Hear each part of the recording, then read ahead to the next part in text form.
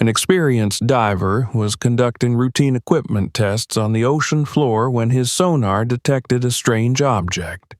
He assumed it was just some underwater debris, but when he got closer and looked inside the sunken train wagon, he was shocked by what he saw. Subscribe to the channel and tell us in the comments which country you're watching from. Marcus Reed had spent most of his adult life beneath the ocean's surface. Down there, where the light dimmed and the world narrowed to the glow of a diver's lamp, he felt the closest thing to peace a man like him would ever know. The sea was the only place that had never lied to him. People did, governments did, but the ocean, with all its dangers and unpredictable tempests, always showed its truth openly. It demanded respect, vigilance, and humility. Traits Marcus had learned painfully throughout his years as a rescue diver for the United States Coast Guard. Those days were behind him now. He had traded the frantic urgency of emergency calls and heart-wrenching searches for victims, living or dead, for a more controlled environment. Underwater inspections, environmental surveys, and salvage missions for a private marine research contractor. The work was quieter, cleaner in a moral sense. No more pulling bodies from wrecks, no more delivering devastating news to families who waited on the shore with trembling hope. Yet, that past still clung to him, settling like ocean silt somewhere deep in the chambers of his memory.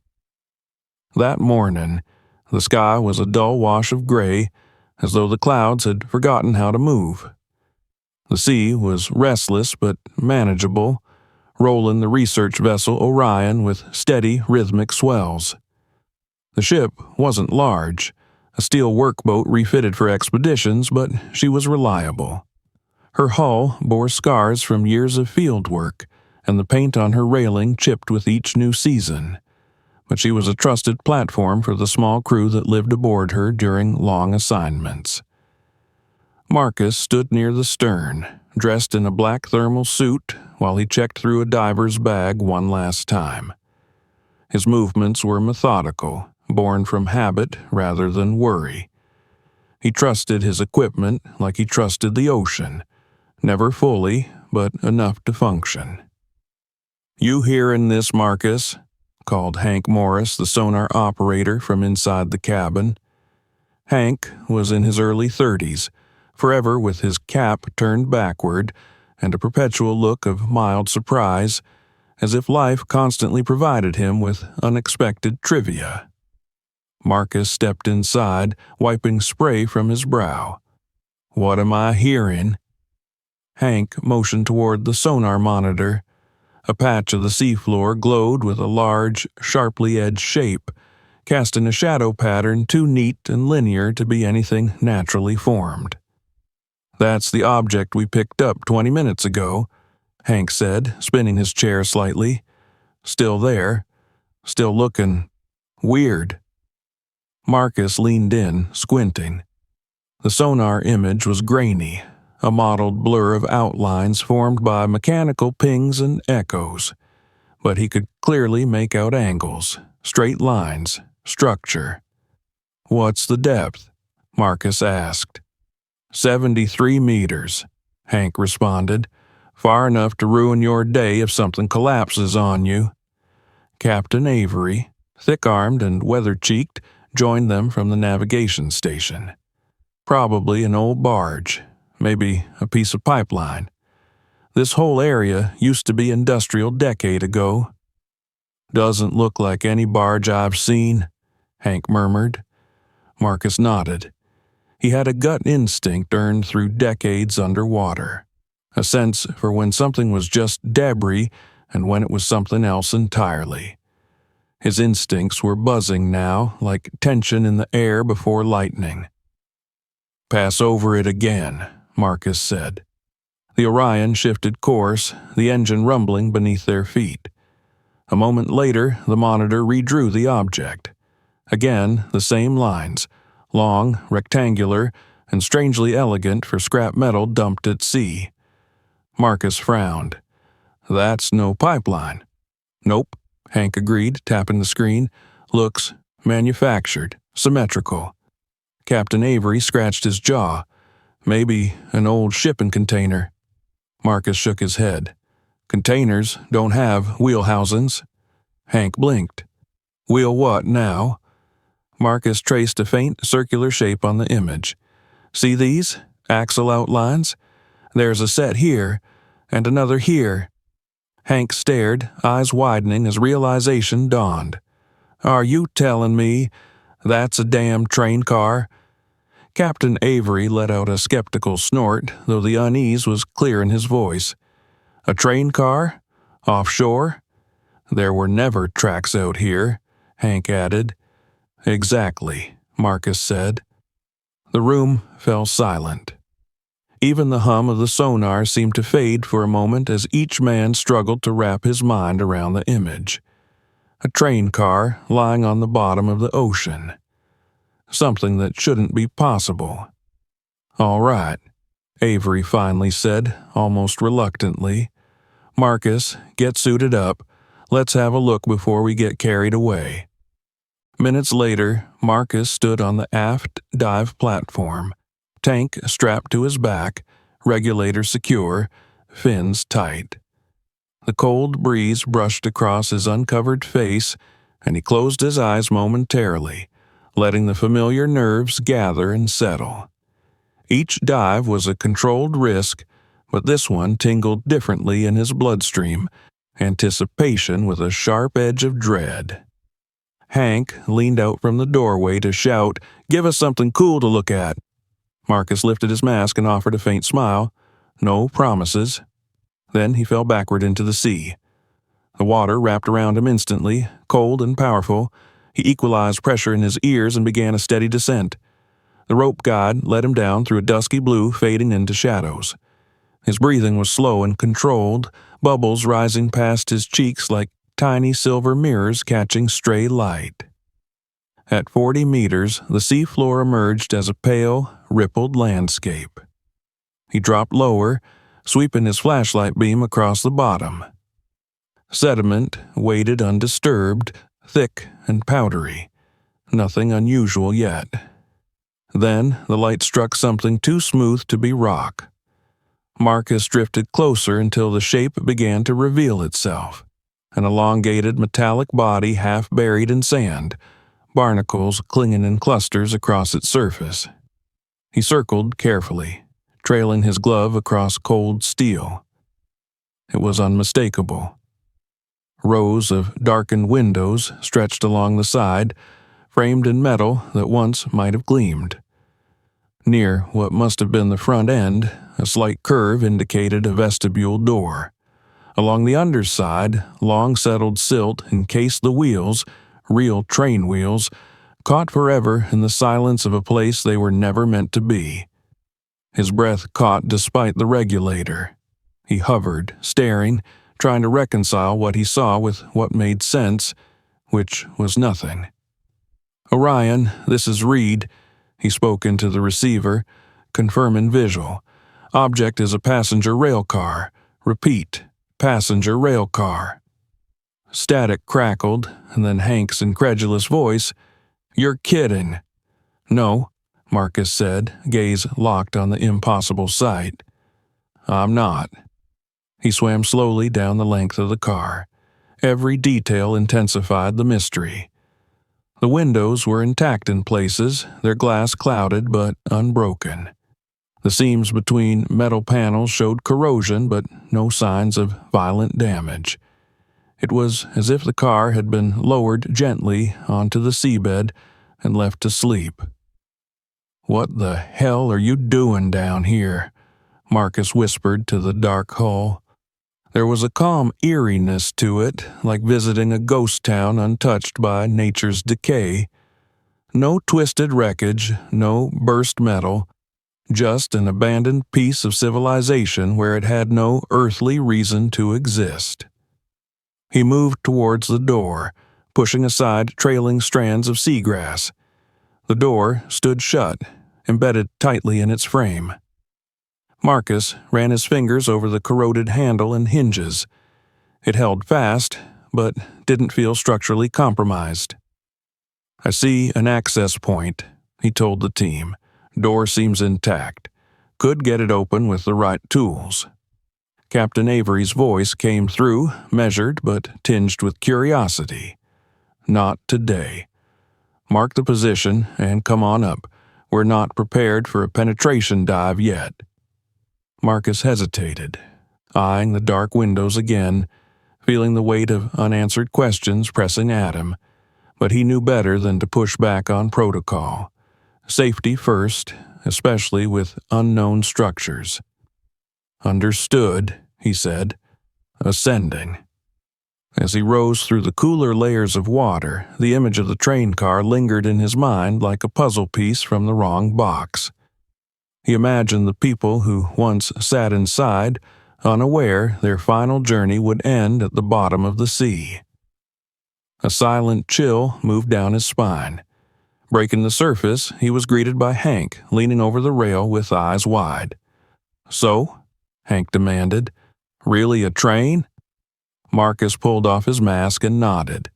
"Really a train." The deck filled with low exclamations, disbelief turning into a thrill of discovery. Avery didn't share their enthusiasm quite as openly. He stared out at the water with narrowed eyes, jaw tense. "We'll review the footage," the captain said. "Then figure out our next move." Marcus removed his gear and headed toward the cabin. His muscles thrummed with adrenaline. Part of him wanted to joke or speculate along with the others. Another part felt something different, an instinctive unease that came from history he had lived through, the darkest parts of his job. The ocean had taught him one lesson repeatedly. What sank beneath the waves often carried tragedy with it. As the Orion's engine shifted into a slow idle and the water sloshed against the hull, Marcus stood alone for a moment on the deck. The gray horizon seemed to stretch endlessly, unbroken except by the ghost of a railroad that had somehow found its way to the middle of the sea. Something was waiting for him down there. Not treasure, not scrap. A story buried intentionally, and he had just opened the first page. Marcus barely slept that night. After showering and stowing his gear, he had gone to his bunk intending to rest, but the darkness behind his eyelids only replayed the phantom silhouette of that metal giant crouched on the seabed. A train car, at the bottom of the ocean. The thought alone was absurd, the kind of drunken sailor's tale that brought laughter in bars, not government-issue sonar readings and live dive footage. Yet he had touched the steel with his own hand. He had seen the long rows of windows with his own eyes. Logic screamed that what he witnessed should not exist, but logic, he was learning again, often had very little to do with truth. By dawn, he had given up on sleep entirely. The Orion's engine idled low as the crew gathered inside the main cabin. A hush hung over the room. Marcus, in a fresh dry suit, leaned over the long rectangular table where a laptop projected images from his dive. Frozen frames showed the train from multiple vantage points. Even as a still picture, it exuded an eerie dominance, as though daring them to question the reality of it. Hank zoomed in on the largest section of windows. "Look at that spacing," he said, tapping the screen. 12 seats per row. This was passenger transport, not freight. Avery crossed his arms over his chest and exhaled through his nose. There were never rail lines close enough for a train to end up here by accident. Not even old ones. What if it was transported on a barge and fell overboard? Suggested Dana, the vessel engineer, though her voice rose at the end, betraying uncertainty. Marcus shook his head. If that were the case, there would be impact damage. Twisted metal, fractured windows. This thing looks almost pristine except for corrosion. Hank added, and wheel sets are still attached. Nobody puts a vehicle on a ship without removing the wheels. "So it was placed there?" Dana asked softly. "Or it got there by a route we don't know exists," Avery replied. The statement lingered like a splash that ripples long after the stone sinks. Marcus tightened his gloves. The longer they discussed, the louder his instincts shouted that they were wasting precious time. There was only one answer, and it lay behind that sealed steel door below. "We can go in deeper," Marcus said, "but I'll need the cutting tool. That door is fused by corrosion." Avery hesitated. It wasn't fear of the unknown so much as respect for it. As a captain, caution was not a weakness, but a responsibility. "You stay in the main cabin of the car," he warned, pointing a stern finger. "You do not open internal compartments or crawl into any space where we can lose sight of you. If visibility drops or communications cut out, you withdraw immediately. Understood?" Marcus nodded once. He didn't argue. Everything the captain listed was the same risk analysis Marcus had already made for himself. He was not reckless. Trained divers rarely were. They just had a different threshold for the unknown. As Marcus stepped onto the dive platform once more, Hank approached him, handing him a fresh communications unit. "Hey," the operator said awkwardly, "if you find anything like a skeleton wearing a conductor's hat or whatever, don't bring it back up here. I'm not equipped for nightmares before breakfast." Marcus gave him a look that was almost a smile. "I'll keep that in mind." He secured the flashlight on his wrist mount, clipped the small cutting torch to his harness, and checked his air gauge twice. Then he did what he had done thousands of times before. He stepped off into silence. The ocean welcomed him again with that enveloping calm. He descended faster this time, guided by the anchor point they had left above the train. His beam cut through suspended particles as he approached the hulking shadow.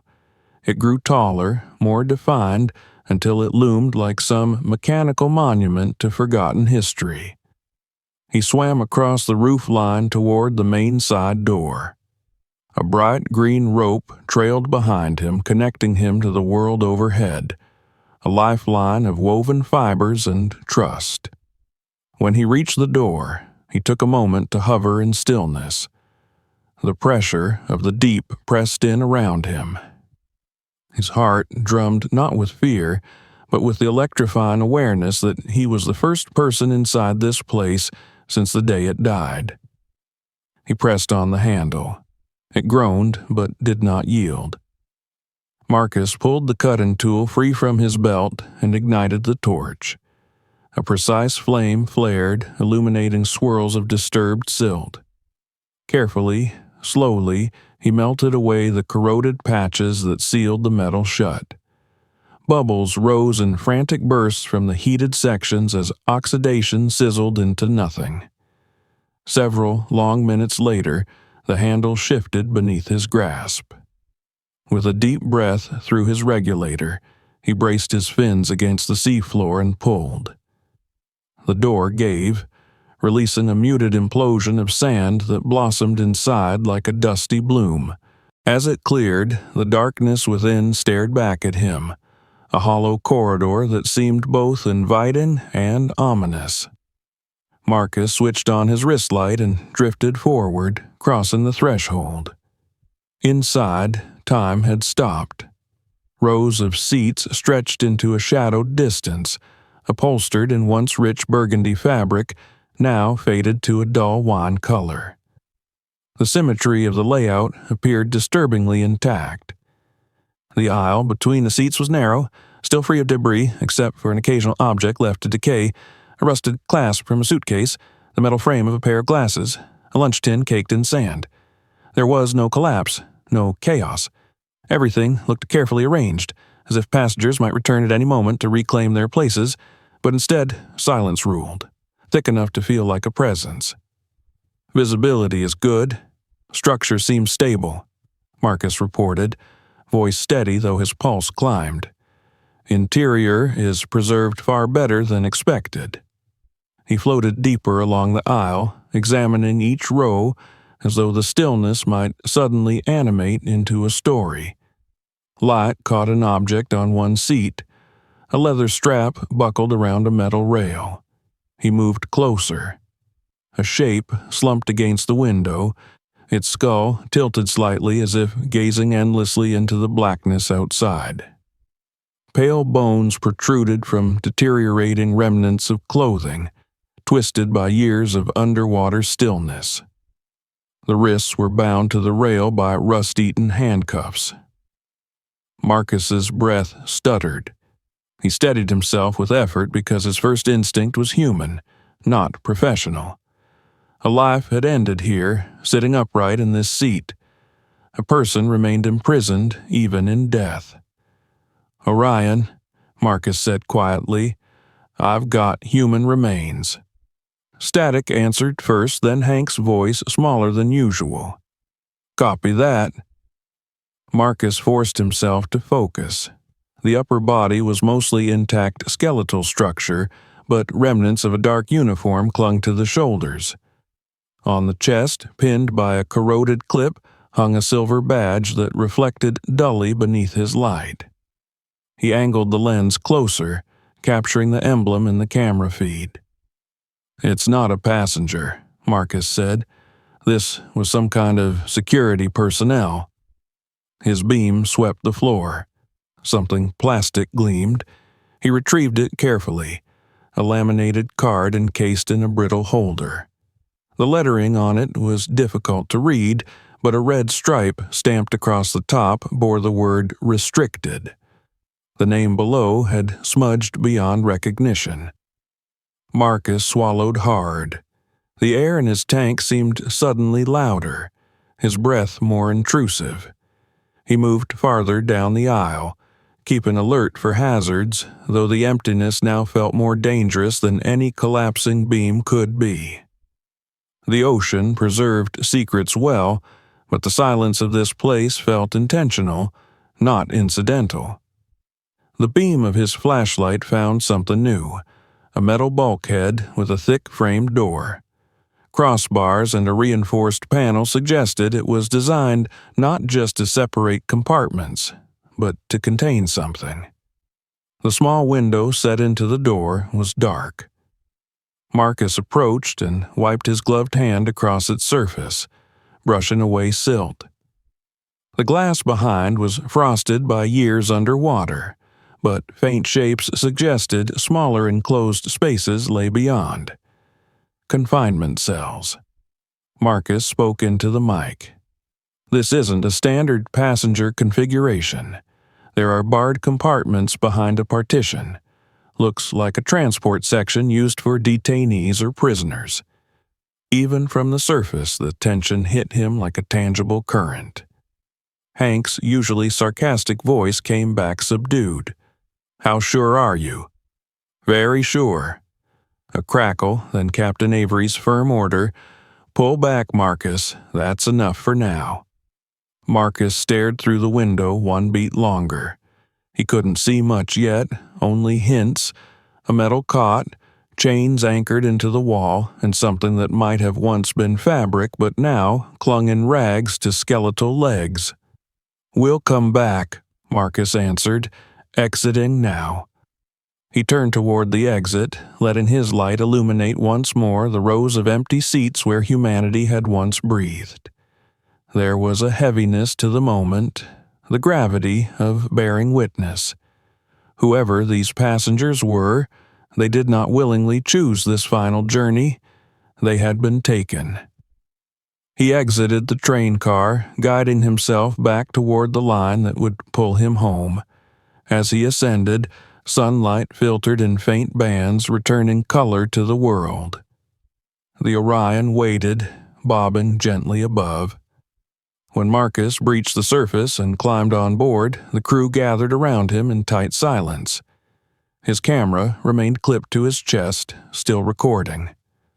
Avery was the first to speak. "What did you find in there?" Marcus peeled off his mask and looked the captain directly in the eyes. His voice was low but steady. "A story someone tried to erase." He took one measured breath, then added, "There were passengers on that train, but they weren't going anywhere." No one asked another question. Not yet. They all seemed to understand that the ocean, for all its mystery, didn't bring such truths to light without purpose. Something tragic lay buried beneath 73 meters of dark water. Something carefully hidden. Marcus felt the chill of that knowledge sink deeper than the cold of the dive. And he knew without doubt that they had only touched the surface of the secret. The next descent would take them further, into the part of the train where the passengers had not been given a choice, where names had been stripped away and silence had replaced justice. He stared out across the endless gray horizon, the wind tugging at his wetsuit, and a single thought settled in his mind.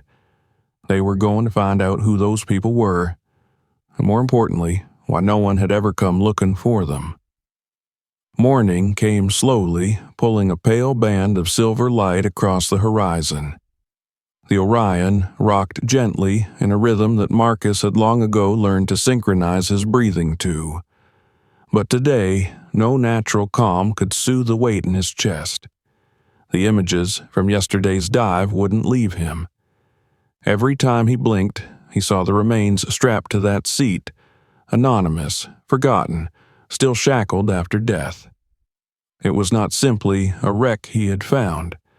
It was a crime scene, and crime scenes demanded answers.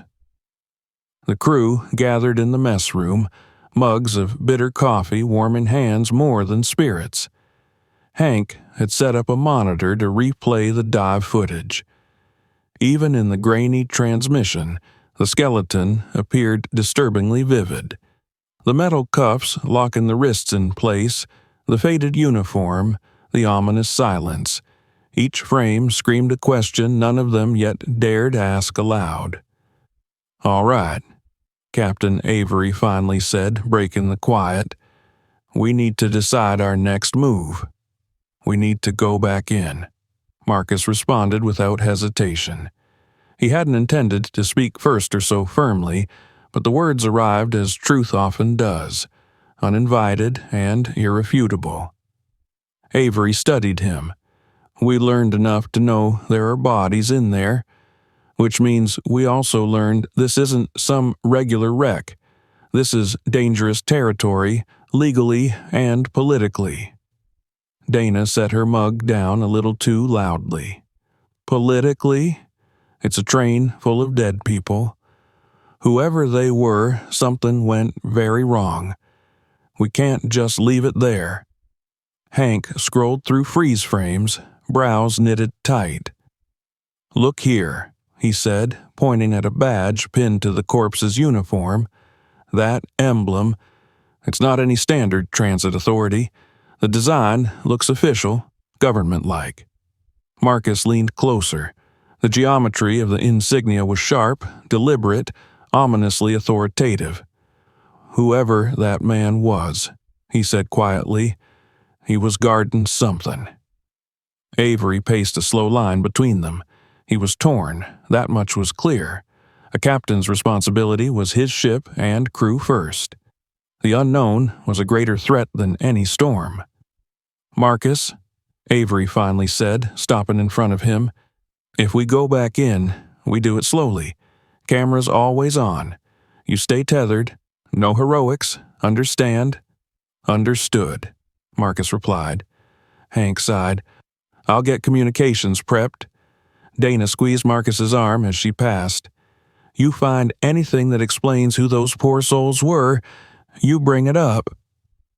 Marcus gave a single tight nod, feeling again the push of responsibility that had followed him out of the Coast Guard. He didn't ask for it, but it found him all the same. Minutes later, he stood once more on the platform, the weight of his tank a familiar burden. The neoprene suit hugged his frame like a second skin. He could smell the sea on the breeze, a briny, ancient scent filled with secrets older than humanity. He checked his tools, flashlight, and camera feed. Everything felt heavier today, as if the ocean itself understood the gravity of what he was about to do. "You good?" Hank asked from the door, trying to fake a confidence he didn't quite possess. Marcus adjusted his mask. "See you soon." He stepped off the platform and descended again into that deepening blue. The surface world faded behind him with each slow inhale of oxygen. The rope guided him downward until the familiar silhouette emerged, dark and unnervingly still, as though observing him with metal-boned patience. He approached the open door, gliding through the silent corridor of seats. The skeleton guard remained exactly as he left it, but Marcus avoided lingering on it. The truth lay farther in. The bulkhead at the rear loomed ahead, its reinforced steel radiating a threat that was not accidental. "I'm at the partition," he reported, proceeding with opening. Carefully, he examined the locking mechanism. Corrosion had weakened some of the bolts. He clipped the cutting torch free and worked slowly, mindful of any shifting structure. Each hiss of melting metal was a step deeper into darkness no one had walked in decades. At last, the final lock gave. Marcus grasped the handle with both hands and pulled. Silt rushed outward, a cloud of forgotten history cast into motion. He waited in stillness until particles settled. Then he guided his light inside. Rows of narrow compartments lined both sides of the passage. Each cell was no larger than a closet, enclosed by bars thick as a man's thumb. Inside, several cells lay piles of cloth and bone collapsed upon rusted cots. Even in death, the air seemed to remember their suffering. A shiver moved down Marcus's spine as he drifted past the first row. "This was a prison transport," Marcus said. "I'm seeing restraints, cots, remnants of uniforms. Some cells contain remains." "Copy," Hank replied, his voice thin with shock. Marcus floated toward a specific cell where cloth had preserved shape unusually well. The body had not slumped fully into deterioration. It was sitting upright, neck craned toward the door as though someone once begged to be let out. On the wall, behind the form, faint scratches traced desperate patterns, words once carved in a trembling hand. He moved closer. Letters emerged beneath the algae, N-A-M-E-S. Beside the word, more carvings formed a partial phrase. "Remember us." Marcus's breath caught in his throat. "They wanted their identity preserved," he whispered. "Whoever they were, they didn't want to disappear." "That's what happened, though, isn't it?" Hank answered. "They disappeared." Marcus did not respond. Instead, he moved to a built-in cabinet beside the final cell. The metal doors were rusted, but not locked. He pried them open and a folder drifted free, pages dissolving into a fragile bloom. But inside, a sealed booklet remained intact, protected by a plastic casing. He held it to the camera. It was a manifest, a prisoner list, columns of names, birth years, status markers. Some had stamps across them, transferred. A few others bore dark red ink reading unregistered, but the most chilling entries were those marked with a single unbroken line through the name, the bureaucratic equivalent of erasure. He turned pages slowly, scanning line after line. Journalists, activists, professors, people whose disappearances had once sparked fleeting protests before fading from public consciousness. Here they were, buried beneath the sea, spiraled into silence. "Marcus," Hank said after a long beat, "this is National Archive-level material. We need to bring that up." "There's more," Marcus said. He turned the booklet and showed the back cover where an official seal was stamped. An eagle clutching a shield surrounded by an inscription, "Special Transit, not to be recorded." "What does that even mean?" Dana's voice chimed in, horrified. "It means someone built this train, to make sure these people were never seen again, Marcus replied. He angled his light upward. On the bulkhead wall, behind mottled algae, a metal plaque clung stubbornly to the steel. He cleared away the grime, revealing engraved text. Special Transfer Unit Restricted Personnel. No public registration authorized by State Security Commission. State Security Commission. A name weighted with authority and fear. Marcus knew enough about history to understand the implications. Governments didn't erase people unless those people posed a threat. Not a dangerous one, usually, but an inconvenient one. He felt the truth settling like a stone in his stomach. This was no accident. This was deliberate disappearance.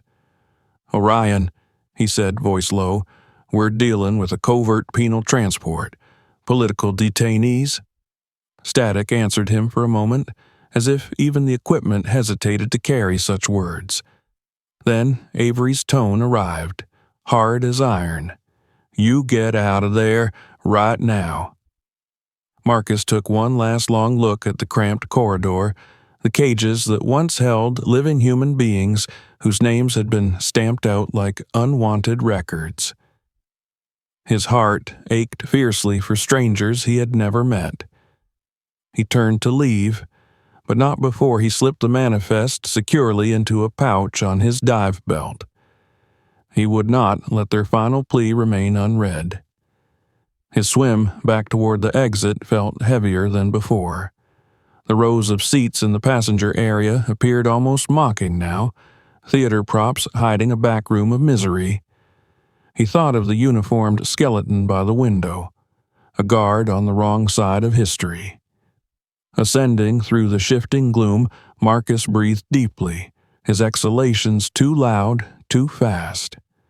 The pressure from the deep was gone, but a different pressure had replaced it, one of moral gravity.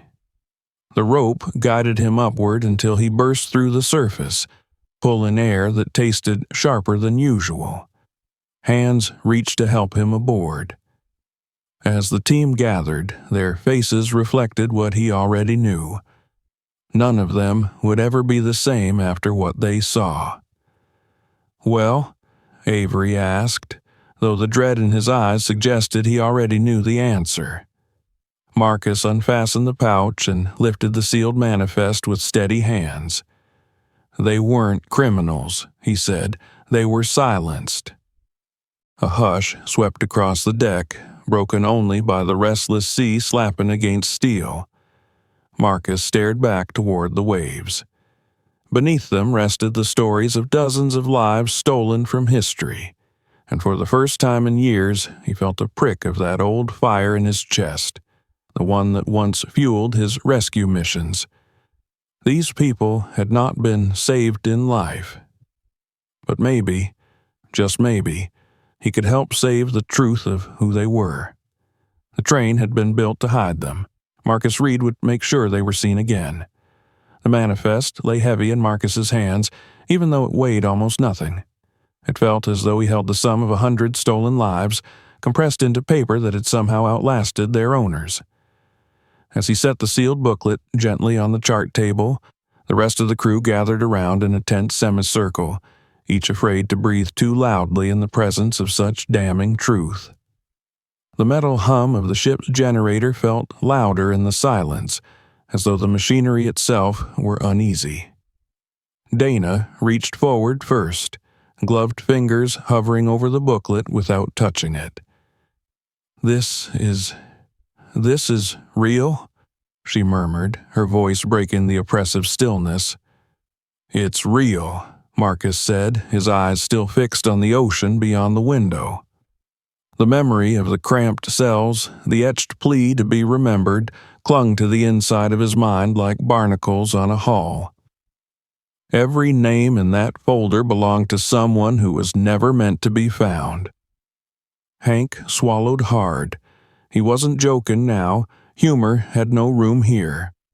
So they loaded a bunch of people onto a train, and then what? Drove it into the sea? Captain Avery rubbed a hand across his mouth, staring at the manifest as if the words imprinted on its cover were a trigger waiting to be pulled. No, it wouldn't have been like that. This was part of a network, a system.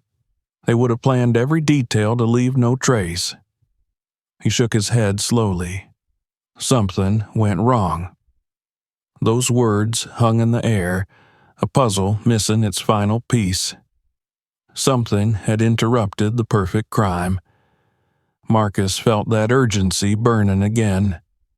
The unanswered questions stretched beneath the surface like the train itself. "There's another section I haven't explored," he said at last. "Forward of the passenger cabin." Avery's gaze flickered with conflict. He had already allowed more than caution dictated, but the truth was now bigger than fear. "Do you believe there's more inside that could explain what happened?" "I do," Marcus replied. Avery exhaled deeply through his nose, the weight of his decision visible in the tension across his shoulders. "Then you go. But we stay alert. If this was a government operation, or worse, someone could still care very much about keeping this buried." Marcus didn't comment. The implications were clear enough. Some crimes didn't remain forgotten because of neglect. They remained hidden because someone kept burying them. Hours later, he stood once more at the platform. The sea had calmed into a deceptive smoothness, as if it too were holding its breath. His equipment had been double-checked. The camera feed was live. The cutting torch had a fresh gas cell. He inhaled slowly, centering himself. Another descent, another chapter in the story no one asked to read. He dropped backward into the cold embrace of the deep. The descent felt slower this time, though in truth he moved just as swiftly. But now every meter of water he passed represented a threshold into darker human intentions. When the train appeared again, its contours materializing from the gloom, Marcus felt almost as if he were approaching a tomb. Except tombs were made for burial. This had been made to erase.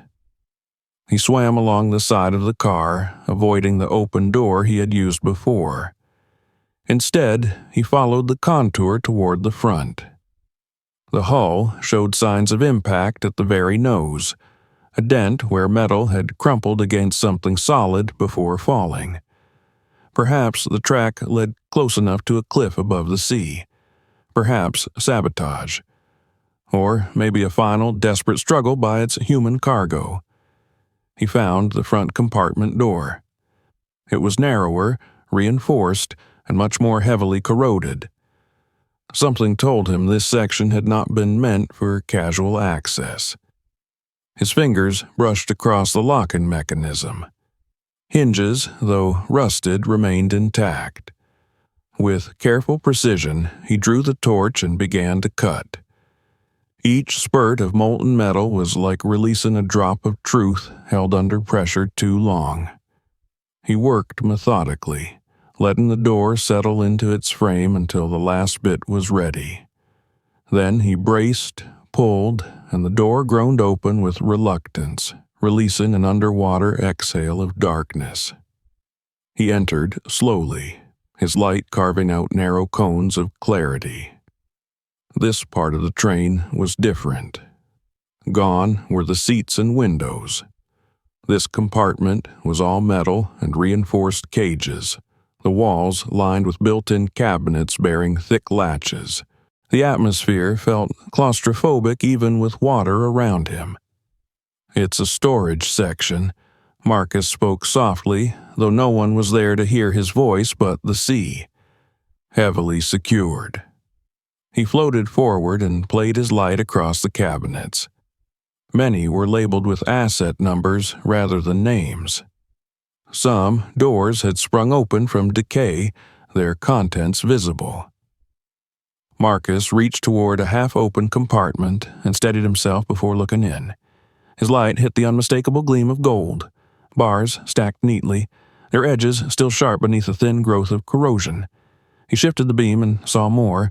Boxes of jewelry sealed in old velvet-lined cases, coiled strings of pearls tarnished by years of submersion. It wasn't treasure meant for the deep, it was treasure meant for those who thought themselves untouchable. In the next cabinet, he found paper bundles wrapped in oilcloth, currency notes, government bonds, documents of large financial transfers. He turned the camera slowly so those above could see. This wasn't just a prison transport, he said. This train was a bank vault. On the feed, Hank swore under his breath. Dana whispered something like a prayer. Captain Avery remained silent, but Marcus could imagine the grim look tightening the man's face. He examined the items more carefully. Some of the documents bore official letterheads, transactions between institutions that should never have been partners. These weren't petty thieves or small-time corruption victims. This was systemic, institutional, calculated. The train carried the political enemies, and the price paid for their removal. Marcus felt the horror of it unfolding. Wealthy and powerful figures had paid to make inconvenient people vanish, and the payment traveled alongside those captives like a twisted guarantee. Their silence bought in blood and gold. "Orion," he said quietly, "I think the prisoners were leverage. Payment was transported here to ensure promises were kept." "Who would do this?" Hank asked, his voice thin over the feed. "The kind of people who don't need names," Marcus answered. He moved to another sealed container, one larger than the others. The latch took effort to pry loose. When he opened it, a folder drifted outward, its strings tangled in the water. He caught it and eased it open. Inside lay correspondence stamped top secret. Even after decades underwater, the ink had held. He read aloud what he could. Asset transfer confirmed. Subjects cleared for special route. Cargo to be erased from logs. Avery's voice entered the channel, low and controlled. "That's a kill order." Marcus continued scanning page after page. These documents were evidence, historical proof of atrocities committed not in shadows, but under official sanction.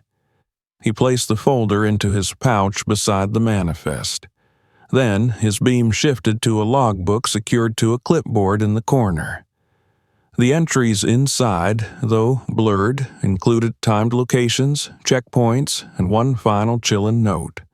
Upon arrival, delete roster, release funds, dispose remainder. He stared at the line until the words burned into him. Dispose remainder. Those people in the cells weren't prisoners waiting for trial. They were cargo marked for disposal. They were never meant to reach any port alive. A sudden thud reverberated through the compartment, sharp and alarming. Marcus's head snapped toward the sound. A panel near the ceiling trembled as if something beyond it had shifted. The structure wasn't entirely stable. He needed to leave. He backed out carefully, securing what he had collected, aware that any final collapse would bury the truth forever. The sea around him felt colder as he exited into the main aisle, leaving behind the shadows of greed and cruelty preserved in salt water. As he swam upward, images of the treasure and the prisoner's clawed plea, "Remember us," played like clashing scenes of wealth and suffering. Humanity at its most callous. History at its most unforgiving. Breaking the surface, Marcus sucked in the raw ocean air. Hands pulled him aboard. The weight of his findings pressed his shoulders forward before he even removed his tank. He placed the pouch on the table once more, and Avery opened it, jaw tightening as he and the others examined the damning evidence. "This wasn't a transport gone wrong," Marcus said, voice hoarse. "This was an execution with paperwork." Silence consumed the deck. No one could meet each other's eyes. Avery finally spoke, though reluctantly. "We can't handle something like this alone. We need to notify authorities." Marcus looked at him sharply. "Which ones?" The captain hesitated because the truth had begun to show its teeth. The perpetrators weren't criminals hiding on the fringes. They were the architects of power. Hank glanced nervously toward the radio equipment. "Whatever we do, someone might already know we're here." Marcus watched the waves lap against the hull, a dark expanse hiding a darker truth. He knew what was coming next. They were still early in this fight, but one thing had already become clear. The sea kept the train hidden. People would kill to keep it that way. And someone, somewhere, was about to realize that decades-old secrets had finally begun to surface. There was a heaviness in the air aboard the Orion that no sea breeze could lift. The evidence laid out on the table between them felt radioactive, as though simply being near it carried danger. Marcus could see it in the way Captain Avery's fingers hovered over the folders without touching, in Hank's pacing and Dana's clenched jaw. They all understood what they had discovered. They also understood what such knowledge would cost. "We have to bring this to the authorities," Avery said again, though his voice lacked the conviction it once held. "This is bigger than any of us." Marcus stepped closer, his expression unwavering. "Do you trust the authorities to do what's right with this?" Avery opened his mouth, but no sound emerged. He looked down. That silence, in a captain normally so sure, told Marcus everything he needed to know. These documents, those bodies, they weren't meant to be found. Whoever erased these people didn't lose sleep over it, Marcus continued. We report this, the wrong people here first, and it's gone. The wreck, the evidence, even us. Dana bit her lip. She'd always been the optimist on board, but even she couldn't find hope here. Who would want to cover something like this up now? It's history. History only matters when it threatens the present, Marcus answered. Hank finally stopped pacing. So what do we do?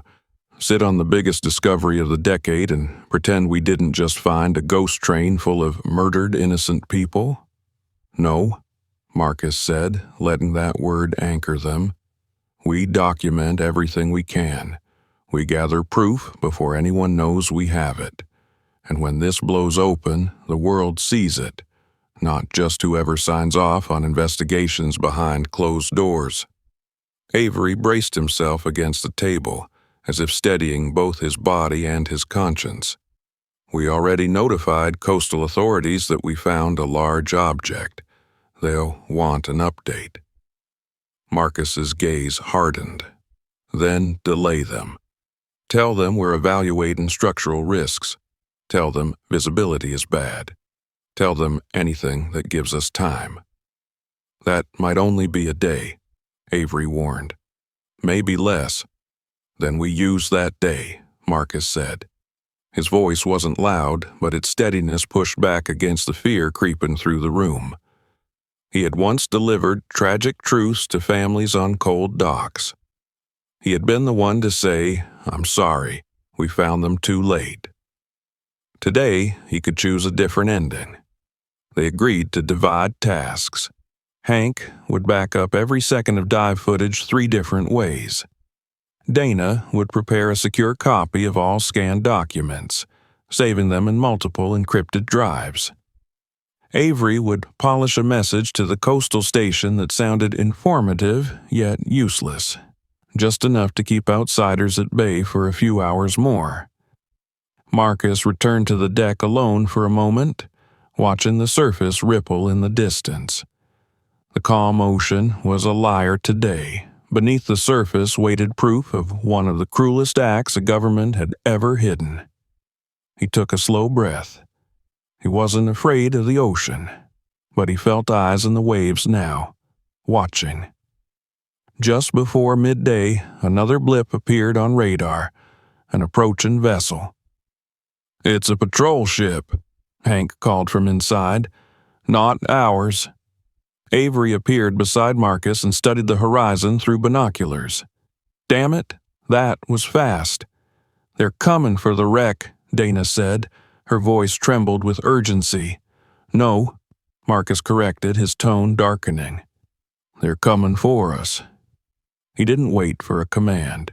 He grabbed the waterproof case containing the manifest and financial records and disappeared down the interior steps. He had learned a long time ago, when the powerful field threatened, they moved quickly and without hesitation. By the time the heavy footsteps of new arrivals clanged onto the Orion's deck, Marcus had already stashed the most sensitive items deep inside a compartment under the floor grid of the engine room. It wasn't perfect, but it would buy time. The uniformed men who boarded were not coastal police. Their attire was too neat, their boots too polished, their grips on their holstered weapons too familiar. They walked with the confidence of ownership. The leader of the group, a man in his early 50s with silver at his temples and eyes like ice, flashed a badge but lowered it too fast to verify. "We are taking over investigation of the anomaly located in this sector," he announced without introduction. Avery stepped forward, playing the part of the concerned captain. "We've only done preliminary exploration, limited visibility, structural risk. We'll take it from here." The man cut him off, staring directly into Avery's eyes as though challenging him to argue. Marcus stayed near the railing, watching quietly. He recognized the type, authority wrapped in secrecy, accustomed to instant compliance. "You retrieved artifacts," the man continued. It wasn't a question. His eyes scanned the deck sharply. "We'll need them." Avery forced a neutral expression. "Artifacts? No, nothing yet. We're only at the reconnaissance stage." The man stepped closer, and suddenly the sea seemed colder. "Don't insult my intelligence." His agents began opening compartments, pulling aside loose gear. The way they moved said clearly, if they wanted to tear this boat apart, they would. Marcus clenched his jaw but didn't move, even when one agent rifled through his personal kit. The leader nodded to another officer. "Secure electronic data." Dana tensed visibly. Hank's hands hovered protectively over the laptop. "Sir," Hank began cautiously, "most of our systems are internal logs. We haven't even—" The officer snatched the laptop from his grip, ignoring the startled protest. "This is government property now," the silver-haired man declared. Marcus stepped forward, slow and deliberate. "Who are you exactly?" The man turned to face him fully. For a second, Marcus thought he saw satisfaction flicker in the man's eyes, the satisfaction of confrontation. "You don't need to know who we are." "Funny," Marcus replied, voice steady. "That's usually what someone says when the answer incriminates them." Dana's breath caught, and even Avery flinched. The man's jaw tightened. He stepped close enough for Marcus to see the faint scar just below his left eye. "You're a diver," he said quietly. "Remember that. You go where you're told. You see what you're allowed to see, and then you keep your mouth shut. Understood?" Marcus stared straight into his eyes, unblinking. "I don't know how to do that." The man smiled without warmth. "Then learn fast. Your lives will be quieter for it." A silent threat, a promise even. The officials confiscated all visible media. They made a point of staring down each member of the crew as if etching fear into their bones. They demanded the exact coordinates of the train. Avery, after a moment's hesitance, provided numbers, just not the right ones.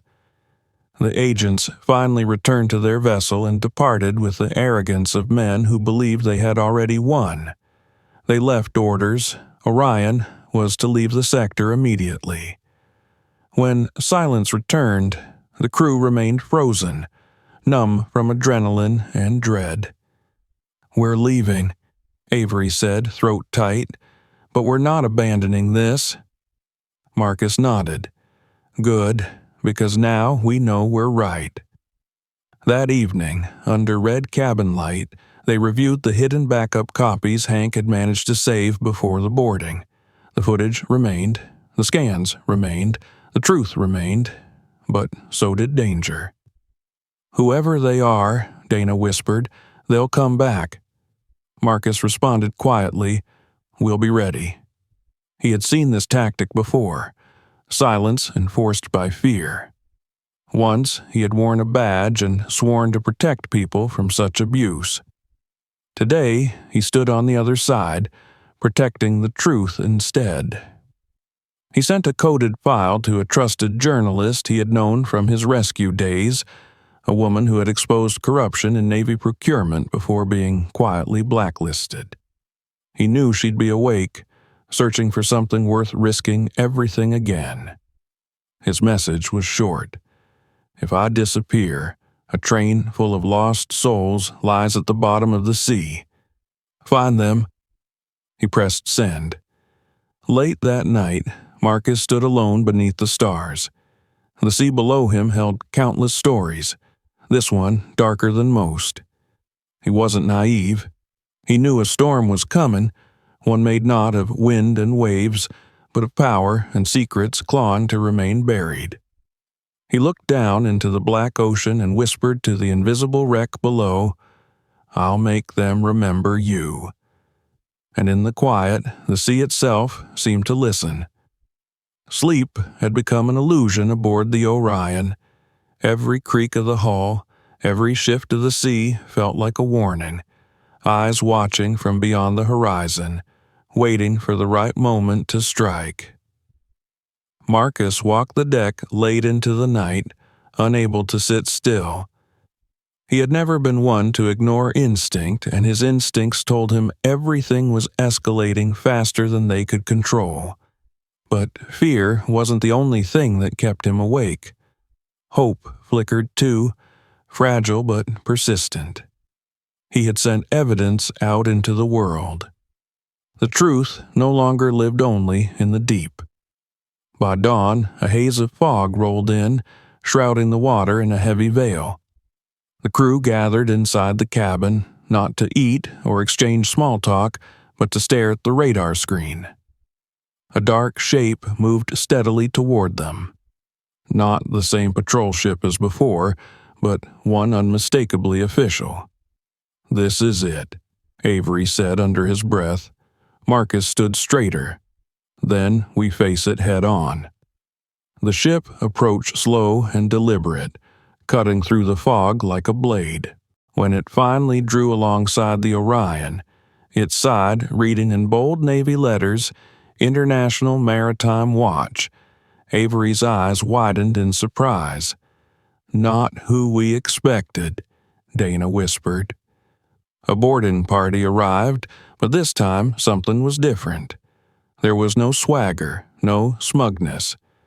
Their uniforms bore patches of an international oversight organization unaffiliated with any single government. At their lead was a woman with calm, assassin eyes. "I'm Commander Lucien Moreau. We received an anonymous dossier last night. Coordinates, dive footage, classified transport documents."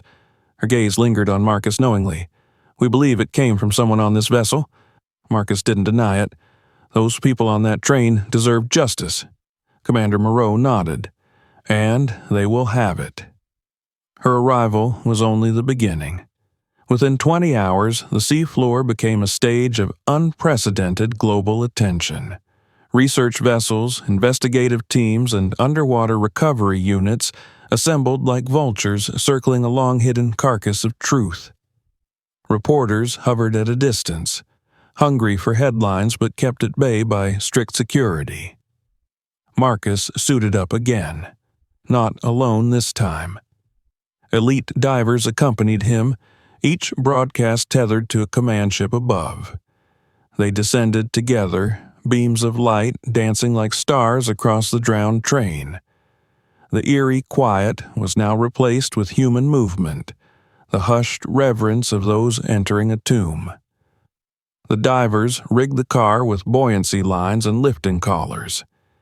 As cables tightened, the metal groaned, complaining loudly as if resentful of being disturbed after decades of forgotten slumber. Marcus guided them, pointing out where structural weaknesses lingered beneath corrosion. Slowly, inch by inch, the seafloor gave up its secret. The train broke free from the sand with a muted roar of displaced silt and history. It rose through the darkness like a ghost ascending from hell. When it breached the surface, the world above gasped. Cameras flashed, voices rose, lifetimes of silence ended with sunlight striking rusted steel. On shore, the train was transferred to an enclosed port hangar under armed guard.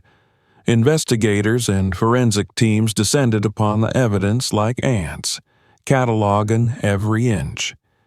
They opened sealed compartments, documented skeletal remains with meticulous respect, and recovered personal belongings from the prisoners' cells: photographs, letters, wedding rings, remnants of lives violently interrupted. Families searching for the missing came from every corner of the world.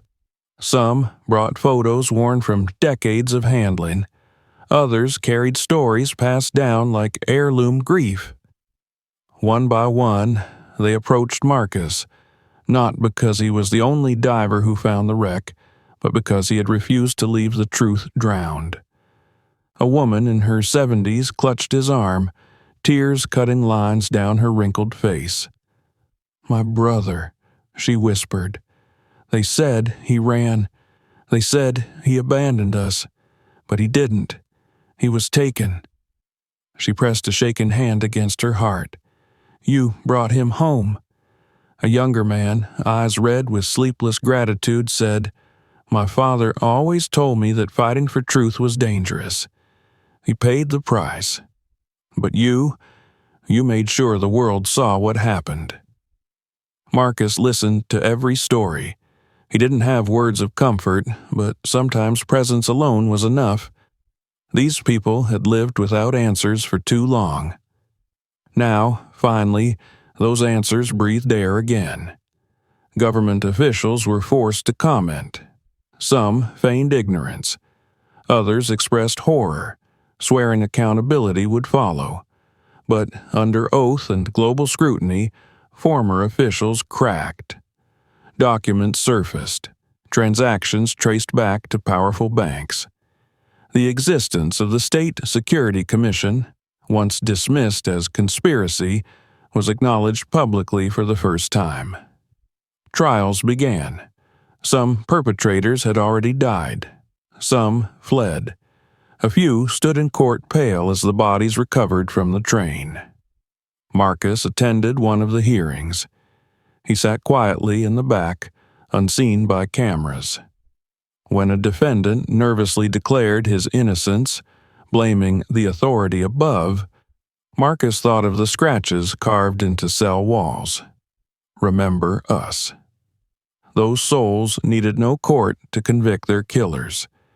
History would do that more thoroughly than any judge. After months of intense international focus, a memorial was erected. The train car itself, cleaned but left scarred, was placed inside a museum built near the shoreline from which it had been meant to vanish. A permanent exhibit bore photographs of the victims and the timeline of their disappearance. A plaque near the entrance read, "They tried to erase their names. The world has etched them in history." Marcus took a long moment before stepping inside for the first time. The air smelled faintly of new plaster and flowers brought by visitors. He walked slowly down the length of the restored aisle. Everything was brighter now, the darkness replaced with harsh truths spelled out for anyone willing to face them.